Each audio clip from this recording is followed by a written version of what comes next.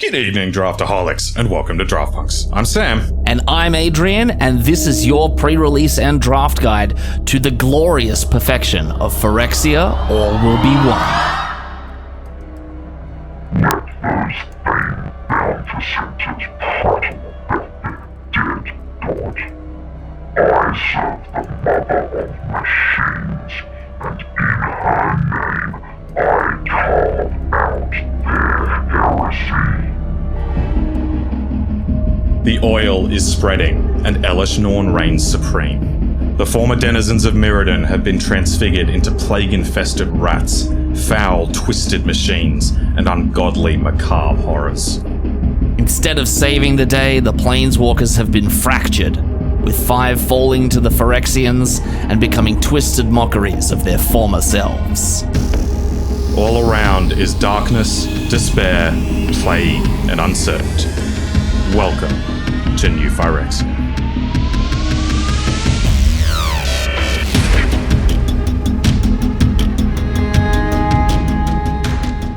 The headlining mechanic of our return to the horrors of New Phyrexia is Toxic.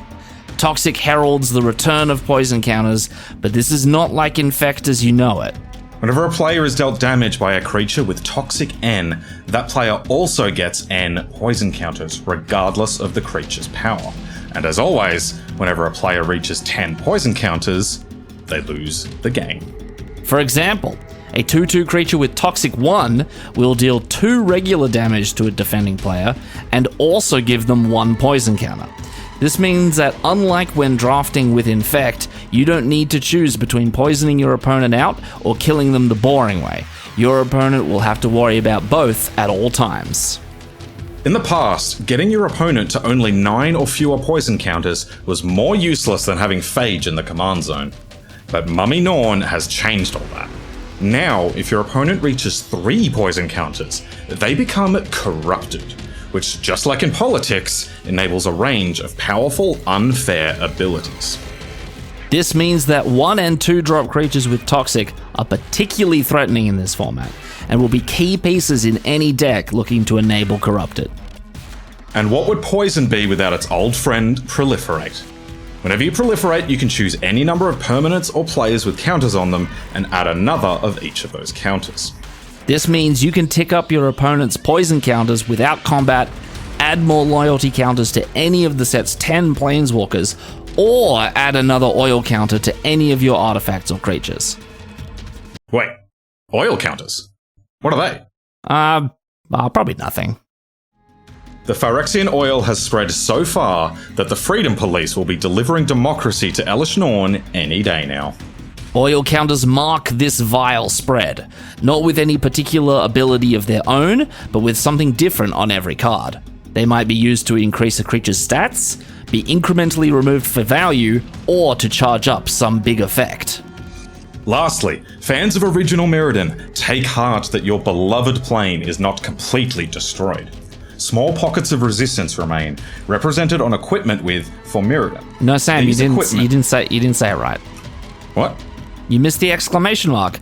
It's for Mirrodin! Okay. Why don't you explain it then? But just quietly this time. Okay, so for Mirrodin works a little like Living Weapon, where the equipment comes down with its own creature token attached to that creature. But unlike Living Weapon, which only made a 0/0 germ, the Mirrans bring a 2/2 rebel to the party. This means that each for Mirrodin equipment is an inherent 2-for-1, and means your red-white equipment deck won't run out of dudes. Okay, that's true. The Mirrans are still totally boned though. Yeah, you're probably right. You can't spell Phyrexian without artifacts. What? Yes. And yes, Blue-White is here to capitalize on that fact. The artifacts in Blue-White take on many different forms. White Toxic and Corrupted artifact creatures, for Mirrodin equipment, and blue grindy oil control artifacts. But whichever form your Blue-White deck takes, your Cephalopod Sentry is going to slap harder than Will Smith, your Eyes of Malcator will reliably be a 3-mana 4/4 with value, and your Veil of Assimilation will make combat a nightmare for your opponent. White-black might be more toxic than an unmoderated Magic the Gathering forum, but it couldn't care less whether you die to poison or just pure misery.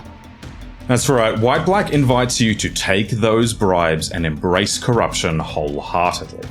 The key to the corrupted deck is to get your poison hits in early, so prioritize those bilious skull dwellers, crawling choruses, pestilent siphoners, or any of the other 1 and 2 mana toxic pests.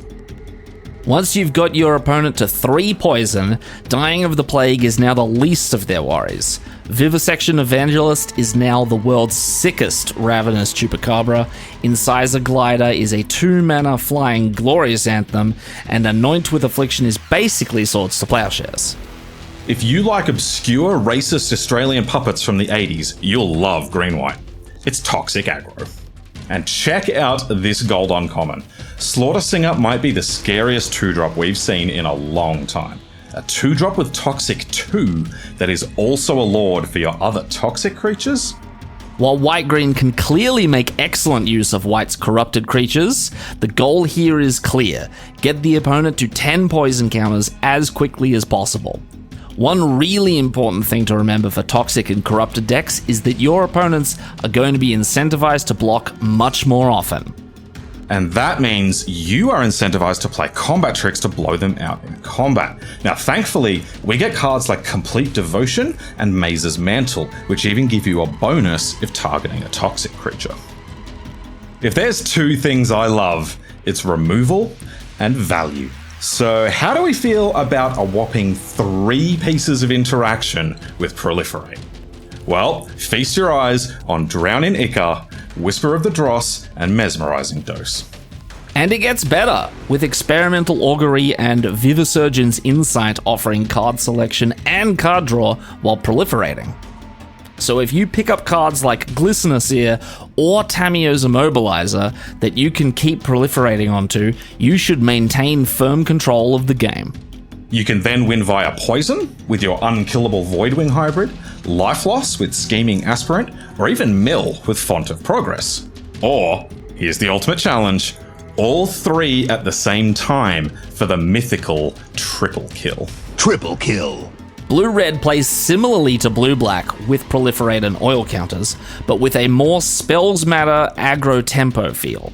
Soulblade Scamp and Forge Hammer Centurion both point to a very aggressive red build if you can keep the oil counters flowing, which shouldn't be too hard with blue's many Proliferate cards or red's Free From Flesh or Furnace Skull Bomb.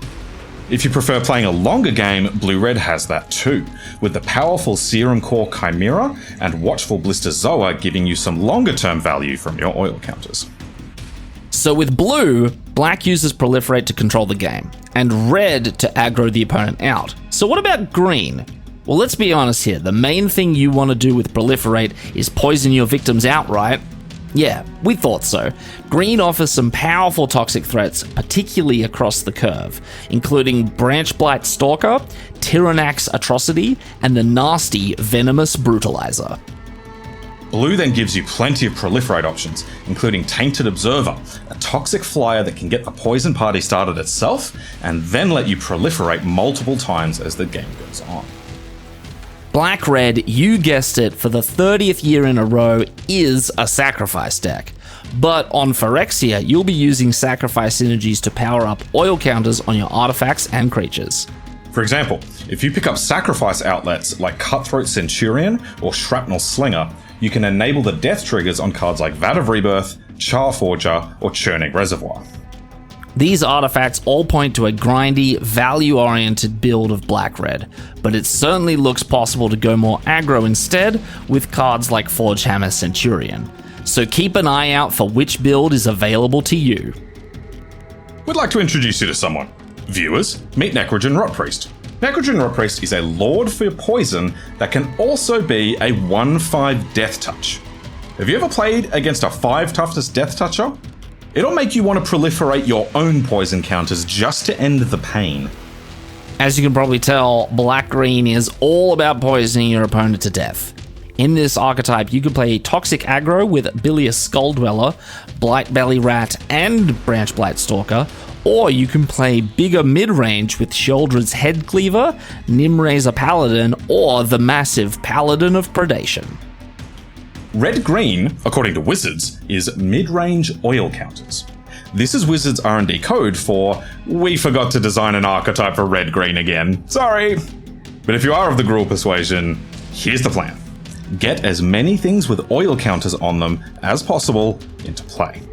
This lets your Urabrask's Anointer be the closest thing we've seen to Flame Tongue Karvu since, well, Flame Tongue Karvu. Your Cinder Ravager can potentially be a 2-mana 5/5 Vigilance, and your Oil Gorger Troll becomes a cross between Honey Mammoth and Owlbear. Gruul Smash! Are you one of those weirdos that thinks going back to Mirrodin is more exciting than new goddamn Phyrexia? Well, you get toys in this set too. Red and White have a whole suite of for Mirrodin equipment that bring a 2/2 Rebel along, led by Bladehold Warwhip, which provides a nasty threat and cheapens your other equip costs. Unlike normal red-white equipment decks, Mirrodin ensures that you don't get punished for having a deck full of equipment by drawing all swords and no dudes. That means you can load up on equipment to the point where affinity for equipment is a real thing, as you'll find on Rebel Salvo and Oxida Finisher. Now that you've been armed with our sacred and profane knowledge, go forth and bring glorious Phyrexian perfection to your local game store this pre-release, and we will see you in the next few days for our first draft of the set the day it drops on Arena. And on that day, you will learn what Elish Norn calls a werewolf on YouTube. It's a like and subscribe.